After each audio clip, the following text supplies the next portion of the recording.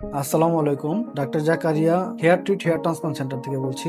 আমরা আজকে আলোচনা করব হেয়ার ট্রান্সপ্লান্টের একটা খুবই popular technique Sapphire FUE technique নিয়ে আলোচনা। সাফায়ার এফইউই নিয়ে আমাদের অনেক কৌতূহল আছে, বিশেষ করে বাংলাদেশের অনেক পেশেন্ট আছেন যারা সাফায়ার এফইউই টেকনিকে হেয়ার ট্রান্সপ্লান্ট করতে যাচ্ছেন।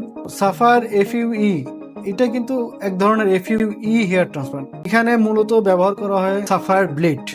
এটা আপনারা দেখতে পাচ্ছেন যে আমাদের এই যে ক্রিস্টাল একটা ব্লেড ব্যবহার করা হয়। এটা হলো সাফায়ারের হ্যান্ডেল এবং এইটা হলো ব্লেড। এই যে সূক্ষ্ম ব্লেডটা দেখতে পাচ্ছেন, এইটাই মূলত আমাদের সাফায়ার এফইউইর মূল উপাদান। যখন আমরা সাফায়ার টেকনিকে হেয়ার ট্রান্সপ্লান্ট করি, তখন এই সাফায়ার ব্লেড ব্যবহার করার কারণে আমরা যে স্লিট মেকিংটা করি সেটা অনেক ছোট ছোট এবং অনেক সূক্ষ্ম স্লিট মেকিং করা সম্ভব হয়। এবং সাফায়ার ব্লেড যদি আমরা ব্যবহার করি সেখানে অনেক ব্লিডিং কম হয় এবং হিলিং প্রক্রিয়াটা অনেক দ্রুত হয়।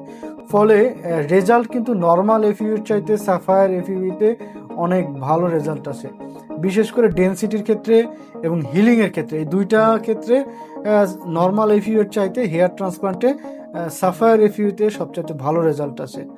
তো এইটা মূলত হলো এক ধরনের সাফায়ার ব্লেড, অর্থাৎ সাফায়ার এক ধরনের ক্রিস্টাল।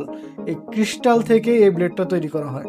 আপনারা যারা হেয়ার ট্রান্সপ্লান্ট করতে যাচ্ছেন, আপনারা আশা করি যে কোনো হেজিটেশন করবেন না। যে কোনো বিষয়ে যদি আপনাদের কোনো প্রশ্ন থাকে তাহলে আমাদেরকে জানাতে পারেন। আমরা আপনাদেরকে ডিটেলস তথ্য সহ ইনফরমেশন সরবরাহ করব, যেন আপনি সঠিকভাবে ডিসিশন নিতে পারেন আপনি কোন প্রক্রিয়ায় হেয়ার ট্রান্সপ্লান্ট করবেন, এফইউতে করবেন অথবা সাফায়ার এফইউতে করবেন না ডিএচআই করবেন। ধন্যবাদ সবাই।